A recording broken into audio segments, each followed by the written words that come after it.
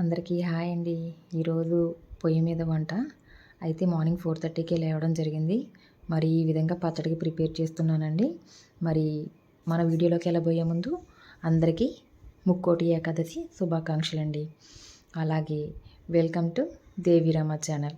మరి ఈరోజు నేను కొత్తిమీర పచ్చడిని ప్రిపేర్ చేస్తున్నాను. అలాగే నేను ఈరోజు ఏమేమి వంటలు చేశానో అవన్నీ కూడా మీకు వీడియోలో చూపించడం జరిగింది. మన ఛానల్ ఎవరైనా సబ్స్క్రైబ్ చేసుకోకపోతే సబ్స్క్రైబ్ చేసుకోండి. అలాగే ముందు మన టెర్రస్ గార్డెన్లో అయితే కొంచెం కొత్తిమీర అయితే ఉందండి. దాన్ని పిల్లలు 2 డేస్ నుంచి అమ్మ కొత్తిమీర పచ్చడి చేయమ్మా అని అడుగుతున్నారు. అయితే ఇంట్లో ఇద్దరు పిల్లలు ఉన్నప్పుడు సిచ్యువేషన్ ఎలా ఉంటుందంటే ఒకరు స్పైసీగా తింటారు, ఒకరు కొంచెం స్వీట్గా కావాలనుకుంటారు. మా పిల్లలు ఒకరికి నచ్చింది ఇంకొకరికి నచ్చదు. కాబట్టి కొంచెం ఏమో తీపి వేసి చేస్తాను, కొంచెం స్పైసీగా చేస్తాను. చేసిన దాన్ని 2 విధాలుగా చేసుకొని లాస్ట్ చిన్న పాపకి నాకు అయితే కొంచెం బెల్లం వేసుకుని అయితే తీసుకోవడం జరుగుద్దండి. ఈ విధంగా నేను పచ్చిమిరపకాయలు కొత్తిమీరని అయితే బాగా మగ్గబెట్టేసుకొని జీలకర్ర వెల్లుల్లి వేసుకొని అది తీసుకున్న తర్వాత చింతపండు గుజ్జునైతే ఉడకబెట్టుకుంటున్నానండి. చూస్తున్నారు కదా, ఈ విధంగా చింతపండు గుజ్జును కూడా ఉడకబెట్టుకున్న తర్వాత ఇదే చింతపండుని నేను కొంచెం రైస్ తీసుకున్నానండి, అందులో వేసుకున్నాను. ఎందుకంటే కొంచెం పులిహోర తాలింపు పెట్టుకుందామని. అయితే ఈ విధంగా కొత్తిమీరని అయితే వేసుకొని మిక్సీలో వద్దు, మాకు రుబ్బురోలోనే చేయాలని చెప్పేసి అడిగారండి. మార్నింగే ఇలా చేయడం అంటే కష్టమే, కానీ పిల్లలు అడిగారు కదా, తప్పదు. ఈవినింగ్ వచ్చేసరికి లేట్ అయిపోతుంది కాబట్టి రుబ్బురోల్లో వేసి చేస్తున్నానండి. ఈ విధంగా పచ్చడంతా కూడా రుబ్బుకున్నానండి. రుబ్బుకున్న తర్వాత దీంట్లో సాల్ట్ వేయలేదు అని అనుకోవచ్చు మీరు.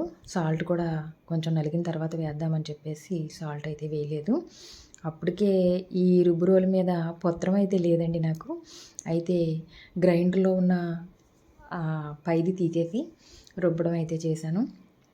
పిల్లలకి రుబ్బురోల్లో చేసింది చాలా ఇష్టం అండి. అలాగే టేస్ట్ కూడా బాగుంటుంది. మీ పిల్లలు కూడా మా పిల్లల్లాగానే అడిగితే కామెంట్ చేయండి కామెంట్ బాక్స్లో. చూసారు కదా, ఇప్పుడు సాల్ట్ అయితే వేసి దాన్ని బాగా మెత్తగా చేసుకున్నాను. బాగా మెత్తగా కాదు, కొంచెం లైట్గా రుబ్బుకున్నాను. రుబ్బుకున్న తర్వాత కొంచెం తీసేసి పెద్ద పాప కోసమని చిన్న పాప నేను కొంచెం బెల్లం వేసుకొని తీసుకున్నాము. చూస్తున్నారు కదా, బెల్లం కూడా వేసి మళ్ళీ అది కరిగేదాకా రుబ్బి తాలింపు అయితే వేసుకున్నానండి.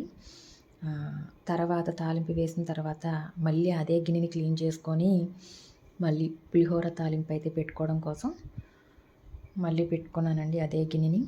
ఏంటి ఇదే వాడుతున్నానని అనుకుంటున్నారా? నా దగ్గర ఉన్నదల్లా ఇది ఒక్కటే, ఇంకొకటి ఉండేది అది పోయిందండి. అలాగే ఇంకొక మట్టి పాత్ర అయితే తీసుకోవాలి. ఈ విధంగా పులిహోర అయితే కలుపుకున్నానండి. మళ్ళీ అదే గిన్నెలో మళ్ళీ తాలింపు అయితే వేసుకున్నానండి. ఎందుకంటారా, గ్యాస్ మీద కొంచెం పప్పు టమాటా చేసుకుందామని పప్పు టమాటా ప్రిపేర్ చేశానండి గ్యాస్ మీద. ఒకే పొయ్యి మీద ఇన్ని వంటలు అయితే అవ్వవు కదా, అందుకని మళ్ళీ అదే గిన్నెలో తాలింపు వేసుకొని పప్పు అయితే బయటకు తీసి తెచ్చుకొని దాంట్లో కూడా తాలింపు అయితే వేసుకున్నానండి.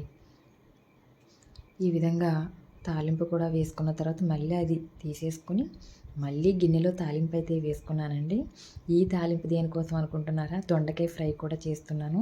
దొండకాయ ఫ్రై కోసం అయితే ఈ విధంగా తాలింపు వేసుకున్నాను. దొండకాయలు కూడా మన గార్డెన్లో అండి. ఇంతకుముందు మీకు చాలాసార్లు కట్ చేసినప్పుడు చూపించాను మన గార్డెన్ ఛానల్లో. ఒకవేళ ఇంకా ఎవరైనా గార్డెన్ ఛానల్ సబ్స్క్రైబ్ చేసుకోకపోతే అది ఆ ఛానల్ను కూడా సబ్స్క్రైబ్ చేసుకోండి. మీకు లింక్ డిస్క్రిప్షన్లో ఇస్తాను. ఇదండి మరి ఈరోజు వీడియో. మీకు నచ్చుతుందని అనుకుంటున్నాను. నచ్చితే లైక్ చేయండి, షేర్ చేయండి, సబ్స్క్రైబ్ చేసుకోండి. అలాగే ప్రక్కనున్న గంట సింబల్ను టచ్ చేయండి.